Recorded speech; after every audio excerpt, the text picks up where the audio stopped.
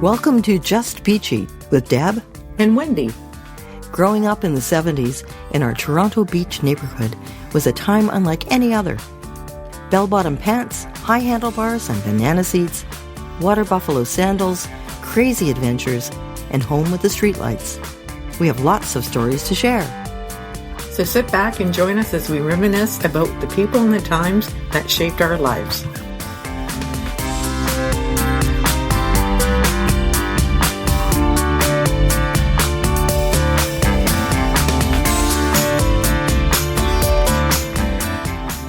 Welcome back to Just Peachy with Deb and Wendy. Wendy. I feel like we need a jingle or something. I think we have to work on that. I think so. It would be good. Get out your ukulele and we'll come up with something. When you're 8 ukuleles, I'm sure you can find something on there. Yeah, I might get another one. I saw that one that was pretty cute, but there's only so many. But welcome. I think this is episode 8. 8? Yes. Gosh. 8 times we've done this. And it's fun. We look forward to it every week. And as we sit in our own homes, it gets a little darker outside every time we sit down to do this, which is kind of crazy. 7:30 and dusky. Yeah. I know. I don't know where the time's going this year. It's just flying by for sure. It's Halloween almost. Yeah. And then it's going to be Christmas. Or Thanksgiving, then Christmas. And then we'll be toasting the new year, 2025. Yeah, unbelievable.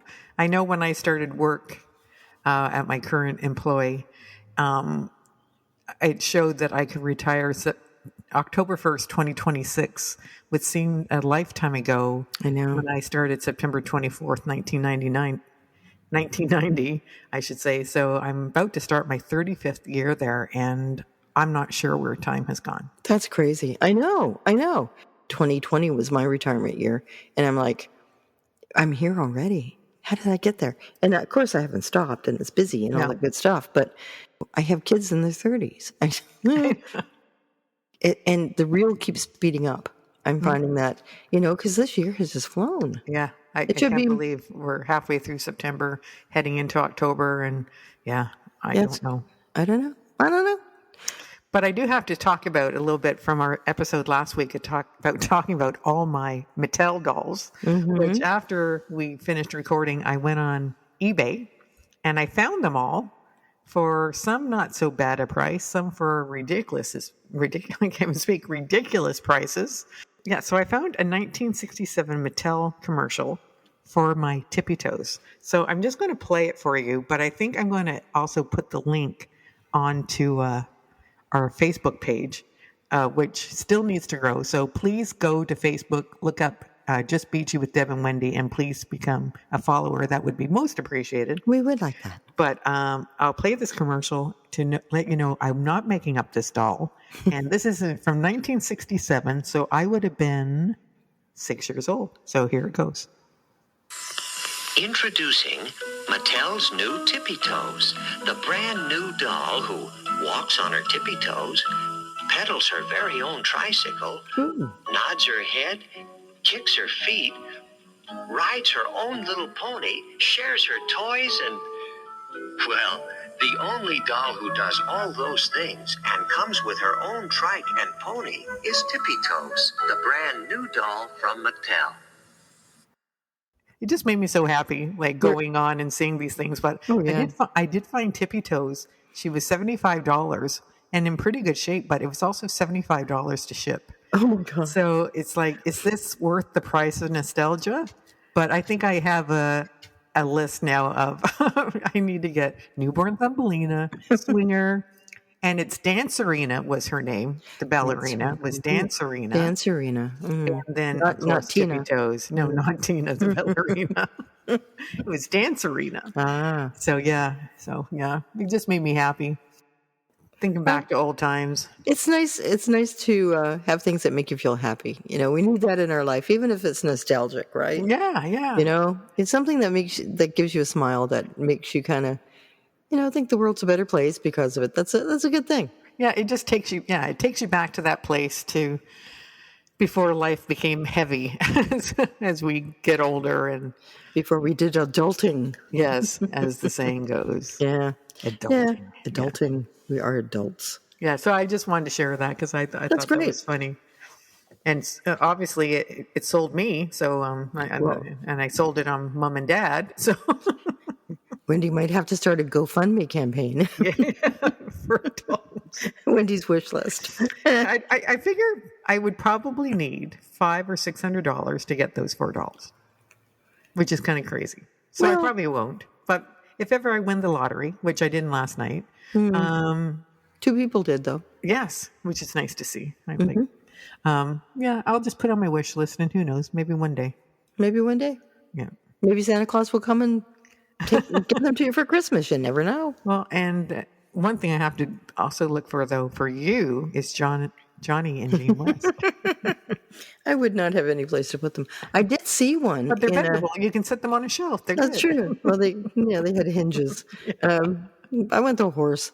That was a really good set. I loved them because they had, little vests that you could put on Johnny, and he had a little holster and little guns. And well, I remember our neighbor Terry. She had everything. She had like the frying pans, the mugs, like the whole cookout gear. Like it was. it was good.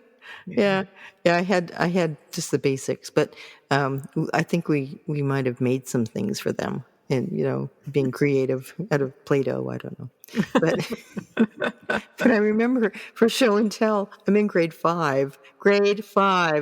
I'm taking them to show and tell. We still had show and tell then, and explaining to everybody who they were. Well, you only would have been 10. I know. 5. I know. What is the age limit for dolls? Believe in Santa at age 10. There's the kicker. I did. Wow. I did not stop believing in. We shouldn't be saying that. I still believe in Santa. I do, yes, because our mom always said, if you don't believe in Santa, you don't get anything for Christmas. So you always have to believe in Santa. There's always Santa. And some of my really good friends at Christmas time, they become Santa and Mrs. Claus and make a lot of people happy. And they've got a whole network of people that do so. So Santa has lots of ambassadors. Yes. That carry on for him while he's busy with his elves, so to speak. Yeah, it'll be fun when we get closer to the holidays and talk about our mother, not my mother, but our mother and grandmother and Christmas time. And Mom, yeah, she loved Christmas, and we obviously do too. So yeah, but it's kind of early, so we won't talk about it yet. No, not yet. It'll be here like next week, but it's for now we're going to stick to. There are lots of good Christmas memories and lots of pictures of that are now getting a little bit yellow. But I found a great program that will brighten them up and make them not look so crappy. Oh, that's good. Yes. Yeah. Because going through a photo album recently, it's like all the pictures are they're behind the plastic that has yellowed, and the film no longer clings to the back of the board. So all the pictures are falling out, and that's an old school. A lot of them are with the Polaroids, the instant pictures too. Yeah. People didn't know that. I was watching a meme today with Taylor Swift and Post Malone, who I thought was Jelly Roll because they both have tattoos. I'm not, I'm not up to this, but they're both good. And they're videoing something, and he did not know how a typewriter worked. He's going, "This is so cool! I will buy this right now." And like, how old are you and where have you been? Gosh. He didn't know. He said, well, how do I, when he learned about the return carriage, he's like, oh my God, this is so cool. Like he was very excited. Nice to see him excited. I don't know what people do with the rotary phone now. Well, I've seen TikToks of parents putting a rotary phone down in front of their kids saying, okay, how do you use this? And they're just kind of looking at it like, no clue. And sorry, this is kind of way off topic, but remember when push button phones came in? And Belle was giving a special that in every room of our house, we had the push button phones that sat in the cradle. Do you remember that? Push button, like the princess phones? Yeah. I guess like the oblong kind of ones. Yeah. But they were rotary, though. I think. No, but it was push button inside. They were just new, and I guess there was a deal or something. Oh. And I can remember the 3 bedrooms upstairs had them. Everyone got a phone. You get a phone and you get a phone. Basically. Oh my gosh. Yeah. That was a big thing. That was like major revolutionary thing when the push buttons came. Yeah. And now you can't even find a phone booth. They don't, and I wouldn't use one without a Kleenex or a hanky or something to, Actually, I was sanitizer. somewhere recently. I don't know where. Where was I? But there was a phone booth, and it's like good because not everybody has a cell phone. No, they don't. Or what if your cell phone dies and you need a phone booth? Like, That's right. Yeah. Yeah. Most of the ones I've seen, they've been vandalized and they're not really, they're just sort of decoration. You wouldn't want to use them. But No. What happened in here? I don't think so. Yeah. Yeah. I remember, oh gosh, long ago when I was selling printed circuit boards. In the 70s? No, yeah. The end of the 70s when we worked at the place that we won't name because it was kind of scandalous and maybe owned by the mafia. We're not sure. But anyway, I was doing sales calls, had no idea what I was doing. They gave me this beautiful double blue Monte Carlo 1980. Oh, it was gorgeous. Expense account. I was looking to write copy for their newsletter and they gave me the sales position. So I'm traveling all over Southern Ontario. And in the winter, I was in near Georgetown, like Bolton. I was a customer rep. Had no idea what I was doing. I really didn't. The president hired me because he thought I looked like a folk singer and had a nice vibe. So, and I was articulate. That was good for him. But the guy that actually was the leader of the sales team hated me. He really did not like me. But anyway, I'm off in the middle of the wilds of Bolton back then. And I was going to do a turnaround and it was winter and it was ice. And I have this big honking 8-cylinder car. And so I went to do a 3-point turn and it started sliding backwards down this hill into some sort of camp, like a trailer camp. Days before cell phone, and I'm trapped in the car going backwards. And I'm wearing these little decoration boots with, and dressed in my little skirt, and I'm not wearing a coat that is, winter. I'm a sales rep. I'm not dressed, so I'm going backwards, and I got the car to stop, and I thought I gotta call somebody to get me out. I didn't have a phone, but there was a payphone down at the little cantina or whatever of this place. So in my really 1980s special decor boots, I'm sliding. I could have used some nails. I'm sliding down this sheet of ice hill, and I get to the place, and it actually has a phone that worked. There was a God, and I was able to call somebody and like a tow truck or whatever, put it on the account, and within 2 seconds I was out. But the more I tried to go up the hill, the more I slid. And I thought, I'm going to die here. I just thought I was going to die. And it was freezing, and I was just, it was the most unpleasant experience, but with a happy ending. But had that phone booth not been there, I would have perished in the wilds of Bolton. Oh. And back then too, right? The phone numbers were so simple. Like I can still remember our home number, but I won't say it in case it's someone else's number now. And I can still remember Graham's number. We should call it. You got our number. Who are you? And back then, I know on Graham's dial phone forever because she had the same phone all the years that she had that house. It was Howard 1 is how they said it, right? It was HO1, so 461. And we were Oxford. Oh, okay. I did not know that. And the Grover Exchange, the bar at Main and Kingston Road, that was the Grover Exchange of that part of the world. Oh. Yeah, whatever GNR is. But that was the beginning of their numbers. Yeah, at first you didn't even have to say, you just used your 4 digits. I remember having to call collect. Remember doing that? Yeah. Will you accept the charges? Please accept the charges. I think that's still a thing. I think I think so. Well, maybe if you're in prison. I see it on TV. Yeah, they want because everyone has cell phones now with long distance plans, right? So well, yeah, that's true. But I think, back in the 70s, that was and long distance. Nobody used long distance because it was so expensive. Like it had to be a really dire occasion or a really good occasion. Both extremes. Yeah, before you call somebody another province even. No, that's so true. Mm-hmm. And then, yes. and also just back to the phones for a minute. Do you remember in the 70s what we answered the phone to for a long time? I listened to Chum. That's right. Mm-hmm. They never called us, but No, they every didn't. time we picked up the phone, I listened to Chum. I can't remember what the prize But was now. all our friends did. Everybody did. That was like the call of our century, of our generation. You know? Hoping we it all- was Chum calling us, and they never did. Say, for those that don't know, Chum was a radio station. Obviously, if I listened to Chum, but it was and it's still a big radio station here in Southern Ontario.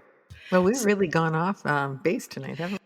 But I think we can talk a little bit about our pets growing up. We did talk about mention Scruffy earlier on in a podcast, and pets. Well, probably not until till around I was 8. We didn't really have any pets. My grandmother did. She had a great cat named Boots, who was this black and white tuxedo cat, and he was the coolest, most laid back cat you'd ever want to see. He weighed about 25 pounds. Yeah. He was a large cat. He was. And he used to bring my grandmother lots of presents to her back doors in the Here, have a shape bird. of birds or a mouse. But we got Tootie, our first cat, I think when I was probably 7 or 8. And she was an interesting cat, as most cats are. They have to come to you. You can't go to them. Mm-hmm. But you had to always watch your milk or even a cup of coffee, because she would come up and dip her paw in and take a few licks out of your cup. I have a picture of her doing that, just sort of dipping in and licking and dipping in. And we used to leave out like water for her on top of the TV. Yeah. And all she ever ate was 9 Live Super Supper, day in and day out. That she would not eat anything else. We would just flip, take the lid off, throw it on the floor. I don't even think we put it in a bowl. I don't think we did. We were like, horrible. here you go. Here you go. And then we sort of fluffed it up a bit.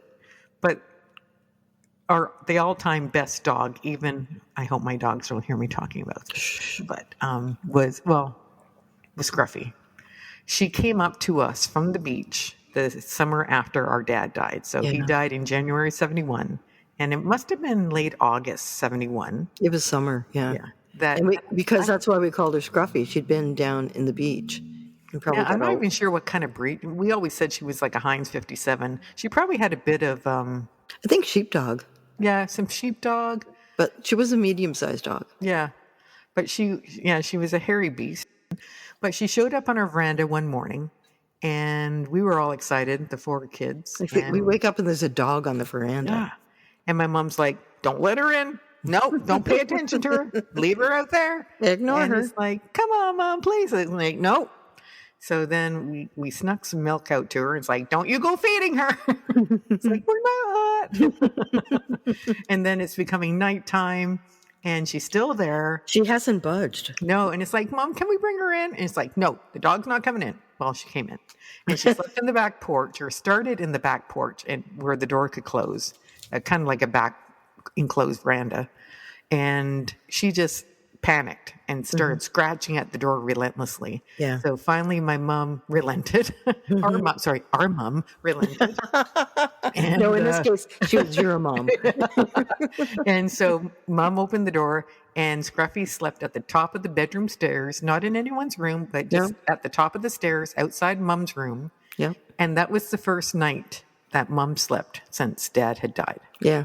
And she called the Humane Society to see if anyone reported a dog missing the next day, and no one had. And I think we looked all over for signs all over the neighborhood. Yep. And she waited a second day and called back, and still no one had reported her missing. So we kept her. Yeah.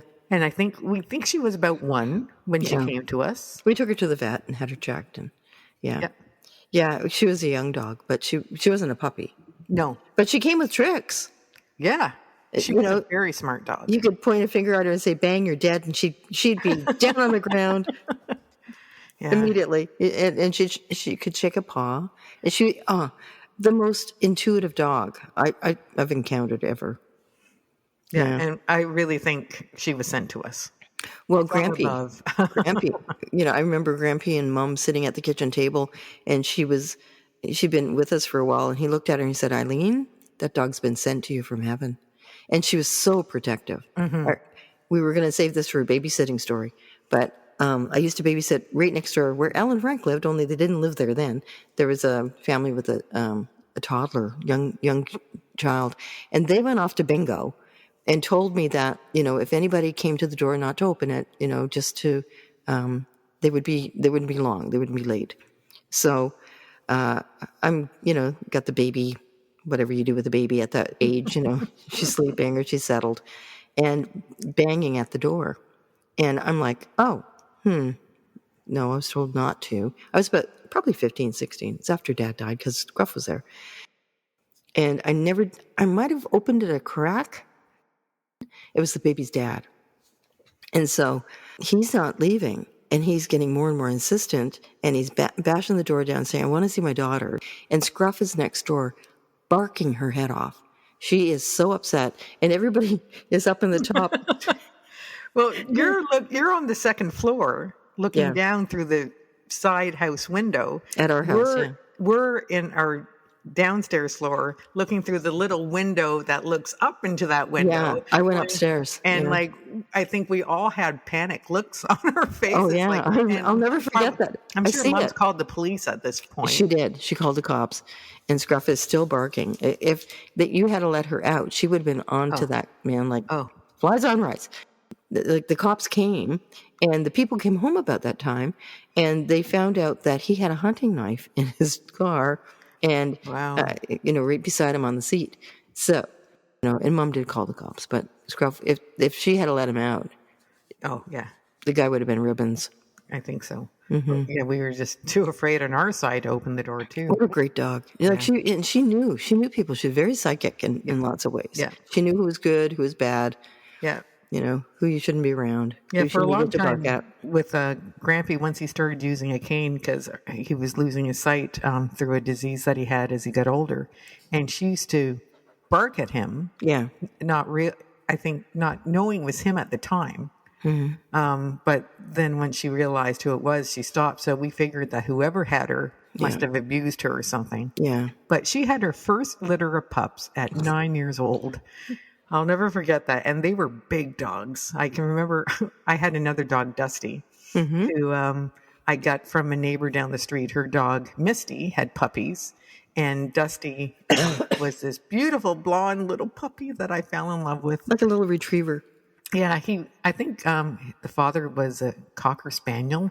And Misty, she was, I'm not sure, she was almost Pomeranian, actually. Mm-hmm. She kind of looks like Rory, one of my dogs now.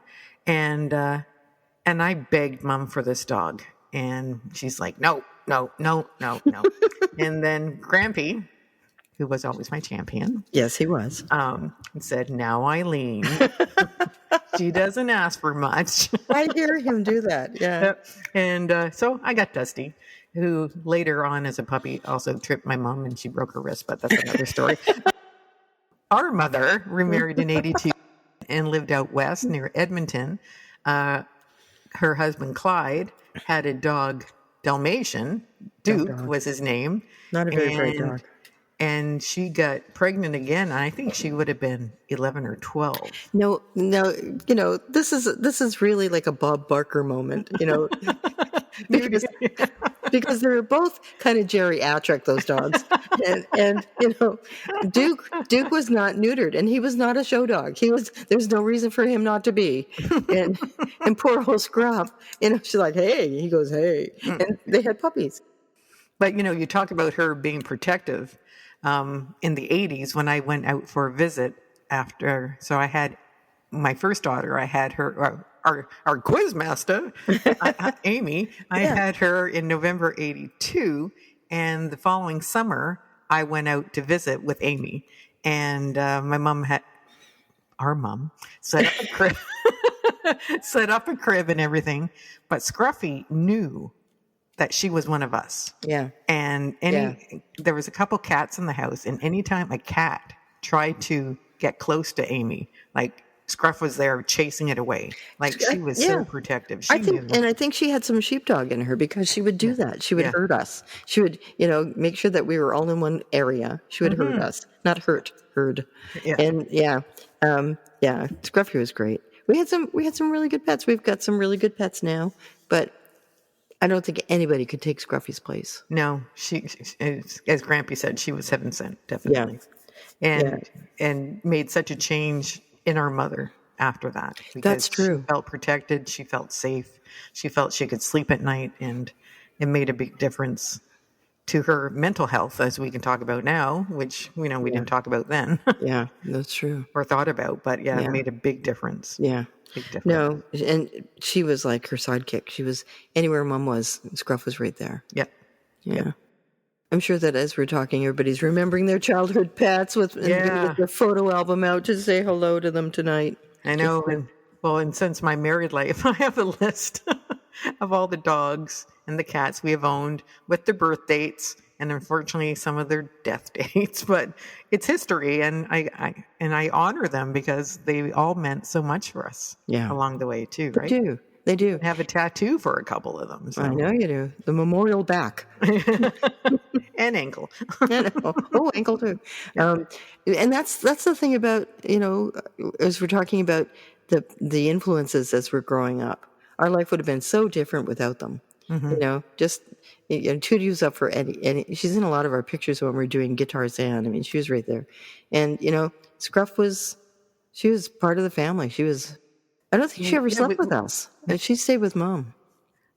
I think, but maybe when Mom wasn't around, when she would go out west or something, I think Scruff would sleep on the bed. But we also used to dress her up for Halloween. Like she was such an easygoing dog, right? She'd let us do anything to her. It's true. We're going to put these sunglasses on you now and this embroidered toilet paper cover. It's going to be your hat. Okay. And I think she passed away. I think she was 14 when Mom finally had to say goodbye to her. Yeah. I thought she was older. I thought she was more like 16, 17. Maybe. She had a good full life, though. And she did. Yeah. And she loved being out west. Despite getting pregnant with the Dalmatian. They had 5 acres, and she was able to run around, and they had horses, and it was totally different life than the beach, and that's for sure. And she did the ride in the school bus that they drove from Toronto to somewhere near Edmonton. Yeah, they moved out west in the school bus. Yeah. Clyde had a friend who needed it delivered, and he said, I just happened to be in Toronto at that time. So all the furniture and all the stuff they were moving out of the house went into the school bus, and off they went with Scruff. Yeah. It's like the Beverly Hillbillies, only different. And no one strapped to the top of the school bus. No. Graham could have gone. Yeah, I was just thinking. Could you imagine? She would do it too. She'd be in a rocking chair. Eileen? With her cigarette hanging at it. And her cup of coffee. She would have been happy. Well, she came out many times with us to see them, but not enough. School bus, that's for sure. Well, we have taken up a lot of time. When we start these things, I think we've said before, we have a topic in mind. We don't have notes. We don't have scripts. We just kind of start talking. And as you can see tonight, we kind of got way off track to where we wanted to get to, but we got back to it. We got back to it. That's good. Thank you for joining us for this. And we will be back next week with another episode 9. Holy cow. With another Just Beachy. We are considering a cooking episode.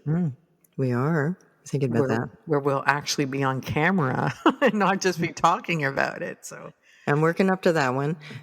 But yeah, we're thinking perhaps one of our grandmother's recipes or one of my mom's recipes.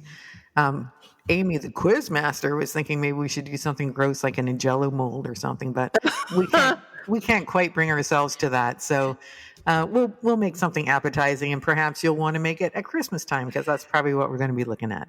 Think about those terrible dishes of the 70s that you see in the magazines with the olives and the pimento, and we're going to look at those. We may show you a picture, but we're not going to make it. We might make Graham's shortbread cookies. Yeah, I think so. Wendy's the baker. I just watch and give her things to the ingredients. She'll be my sous chef. My sous baker. I'll have to get a hat. And an apron. I don't have any aprons. Neither do I. Oh, we got to get some. Get some Just Beachy aprons. Oh. More merch. There we go. Anyway, we have to go. Yep. You want to sing Have a us good out? week. Thank you for listening to whatever this was. Just beat you with Deb and Wendy. Until next week. Goodbye. Bye.